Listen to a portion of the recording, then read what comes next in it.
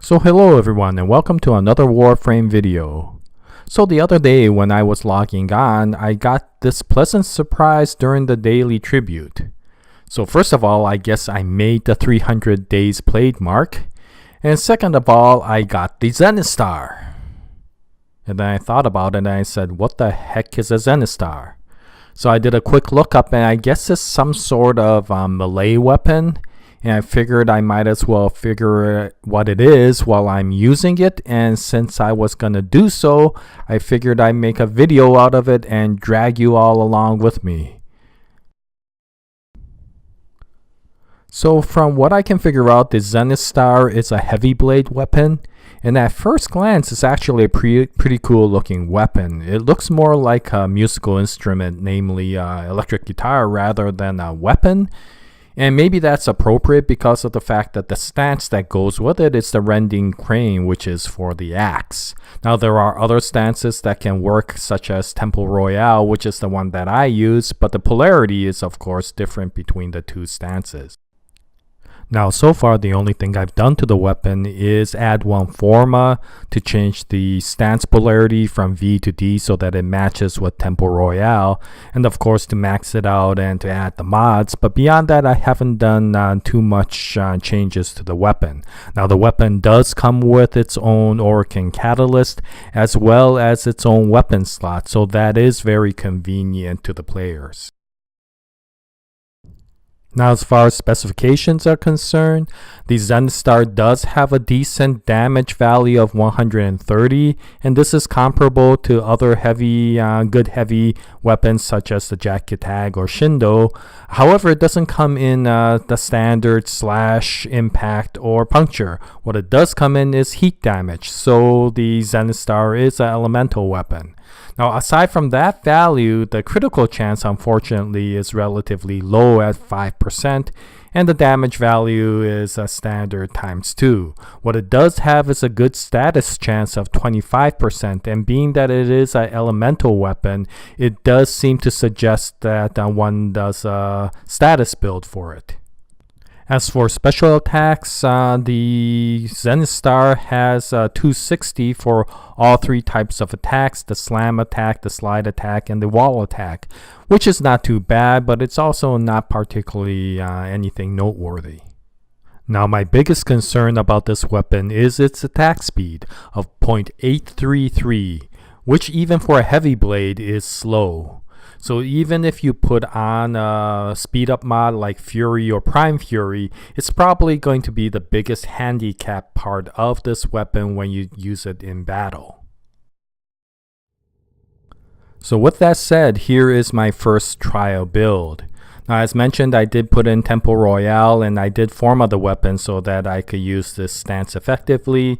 I did add Prime Pressure Point, Prime Reach, and to speed the weapon up, Prime Fury. Now in addition, I did add Life Strike for health restore capability. I'm not sure if this is the best mod, but for the moment that's what I put in. Now, as this is a status build, the rest of the mods are all status mods. And this is the type of weapon that eventually you're going to have to think about which elements that you want to actually use depending upon which mission you go on. But for the moment, I'm just going to keep this simple and I put radiation and viral in. Now, I know that this isn't the most ideal for the mission that I'm going to go on, but for the moment, I did just want to put these in and get a quick look at how this weapon will fare. So the mission where I wanted to try out this weapon is the Dark Sector Defense mission on the COD on Eris. It's where you could actually do some very quick waves and just try it out because with Infestation you always get a good chance of testing out melee weapons. Anyway, so I'll be doing all of my testing here and see how things go. Okay, so here we are at the very first wave of a COD, and the weapon is basically working as I kind of expected to. It is a heavy blade, so it is making good work of these enemies, but it is painfully slow. Now, as much as I would like to say that it is killing the enemies quite well, it is the first wave, so you would expect that to be the case. In fact, you would expect it to go through these enemies like a hot knife through butter. And so I'm not sure how well this weapon is working, and of course I am not using the flame elemental, which would be the most ideal for these enemies, but still, I mean, it is okay, but it is not all that great. It'll be interesting to see how this weapon fares maybe at the latter parts of the first rotation and see how it goes. Okay, so now we're in wave 5 of the first rotation, and well, the weapon is still faring well, but we're still in the very first parts of the wave where the peons come out. We haven't seen any ancients yet, and so it will be interesting to see how this weapon fares against more formidable enemies. Again, this is still wave 5 of standard 20 wave run that most people do, so it'll be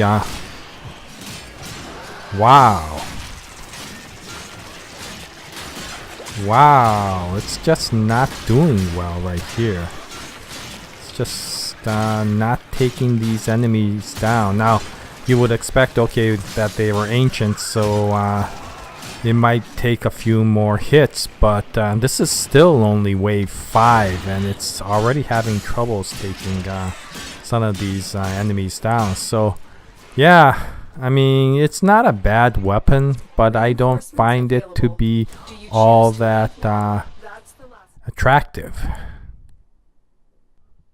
So after using this weapon for a while and having a lukewarm response, I did a little bit more research and I found out that I was using this weapon completely wrong.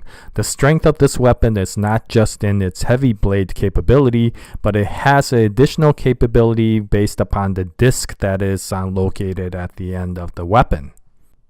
So when you perform a charged attack with this weapon, the disc will launch itself away from the blade to about a distance of 9 meters and then start dealing elemental damage in a circular dispersion with a 4-meter radius. At that point, the blade itself will become a physical damage blade and will perform slash damage. What's interesting is with the disc separate, the blade itself will actually be slightly faster than the standard Zenistar blade.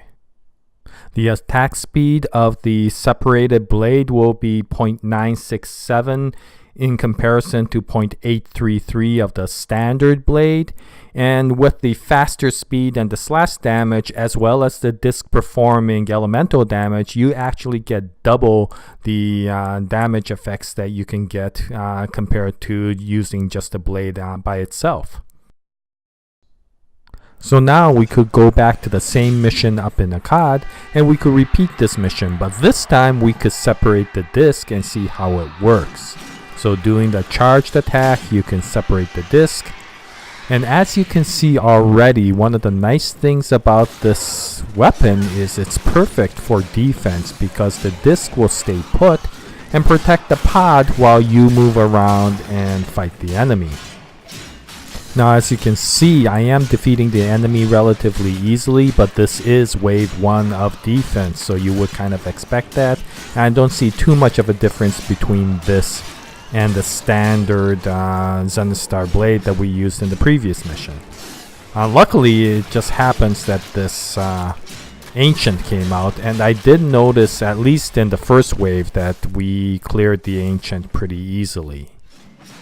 Of course, to better see the effect of this disc and its advantage, we have fast forwarded to wave 15 of the same defense mission. And here, of course, the enemy is much stronger, but as you can see, we're still making some pretty good damage and killing the enemy relatively quickly. Again, these are the peons, but at level 15, they are much higher level, and yet the Zenistar is actually making good work of them. Now, of course, the higher level enemy are much more harder to kill, but here even you could actually see that the higher level enemies are working pretty well. Now I am using Mag for this particular mission, and Mag does turn out to be pretty good because you could use her first ability, Pull, to drag the enemy into the effective area of the disc's damage.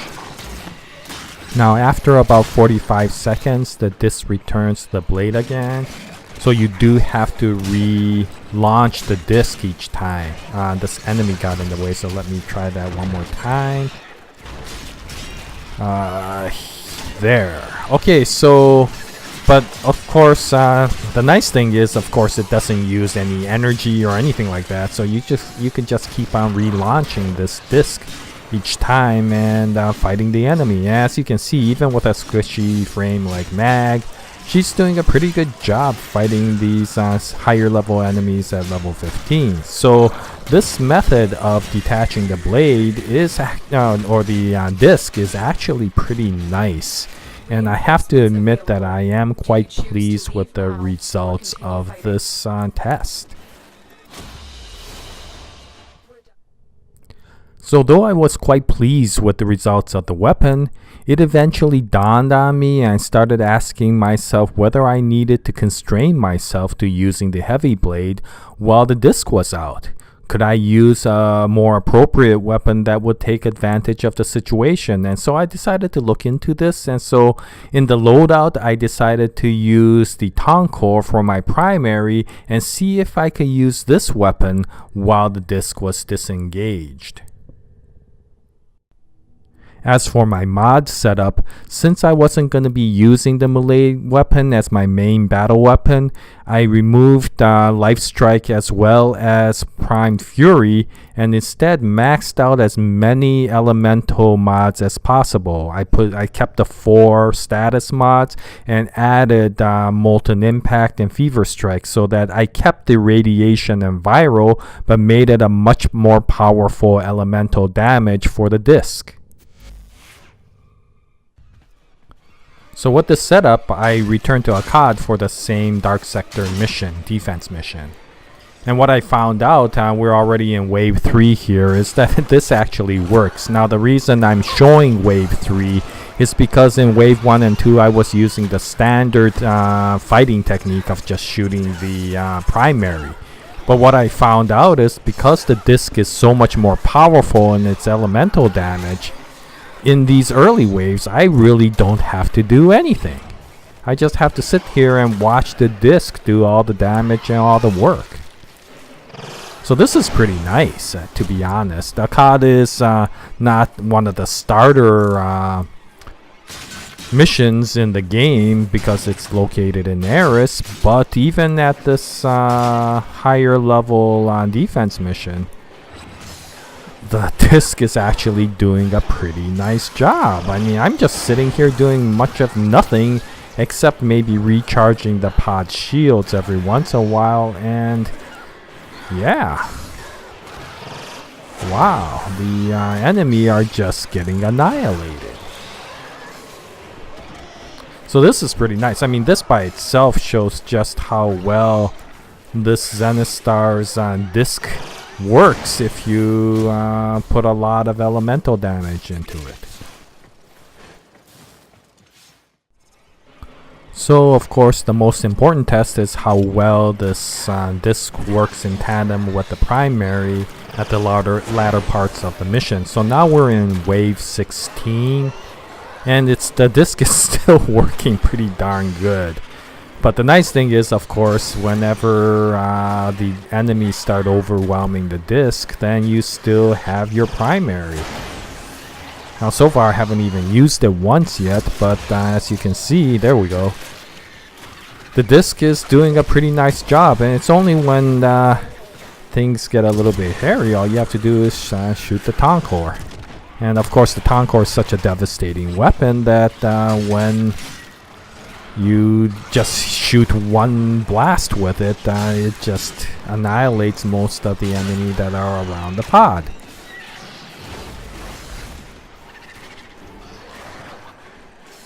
Okay, so yeah, I mean, it is a little bit more trickier than just standing around, but overall it works pretty darn good. And here of course I'm using the Zenuric lens, and that by itself again in tandem with the disc can kill a good amount of the enemy. And when things get problematic again, just shoot one blast with the Tonkor. Now one thing nice about this disc is it actually works pretty well with mags. Oh gosh, let me just shoot this guy with the Furus. Okay, it works well with the magnetize ability of mag. You could basically use magnetize to gather a lot of the enemy into one location, and then the disc just does a significant amount of damage. Of course, if you have the Tonkor, then you could also shoot into the bubble and just kill most of the enemies. So, you know, I'm soloing this and we're already on wave 17, and so far I haven't really done much of anything except stand around and every once in a while shoot my primary, and I let the disc do majority of the work. Now I've heard that this disc works well with some of the other frames such as Ivara, where you could actually control the disc's trajectory using her abilities, and when you have her on invisible, then the disc actually will increase in its damage capabilities. So I've heard that Ivara and this Zenith Star is a wonderful combination. Now it also works, it seems to work well with Saren, because it will actually spread out the spores quite well. Now you just saw something very curious about this disc. Whenever I start using the magnetize ability, then you see that the disc starts spinning around. So after the magnetized bubble is down, you may have to reset the or reposition the disc again, but it's not a major big deal. Now as you just saw, I used the blade part of the weapon, and even at level 20 and some of the higher enemies, the blade works pretty good. So yeah, I mean, even under this condition where I'm not using mods that maximize the capability of the blade, it's working pretty darn good. So here we are at the final part of the mission, wave 20, and I thought I would just complete this out by showing this final wave. Now things haven't changed all that much. I do use my primary a little bit more, but overall, again, this is wave 20 in Akkad, and I am doing this solo, and it's relatively easy, to be honest. One other thing, since I am using radiation, I do find that the enemies often just sit around fighting each other around the pod when the status effect comes in. And since this is a relatively high status build of 85% status chance, it does work pretty well in providing status. So, you know, you could think about what sort of elemental makeup you could actually do to get the most effective results from this disc. But overall, I'm pretty happy even with the quick and dirty build that I've put together here. So anyway, I'm not sure if there's much more I could add. This was a fairly successful test of how well the Zenith Star works, at least for defense missions. And so we're coming up to the end of the mission now. You can still see that the melee part of the weapon works quite well. So let's get out of this mission and go back to the ship. Do you choose to leave now or continue fighting? Okay, so that completes my short experience with the Zenith Star, and overall my first impressions of this weapon is really positive, especially for dark sector infestation defense missions. So I think I'll keep on using this weapon, especially for those types of missions. Now, I would like to hear from your experience how well this works. It will be interesting to see how well the Zenith Star works with, for example, Shadow Step and some of the other abilities out there that may be enhanced by this weapon. But yeah, I mean, I'm really happy with this weapon. What's interesting is I thought that I made a great revelation in using my primary with the disc. And of course, when I looked around, I found out that everybody knew about it. So again, I'm late into the game with this. And so if you knew about this and I dragged you through something that you already knew, then I apologize about this. Okay, so this concludes this video on the Zenith Star.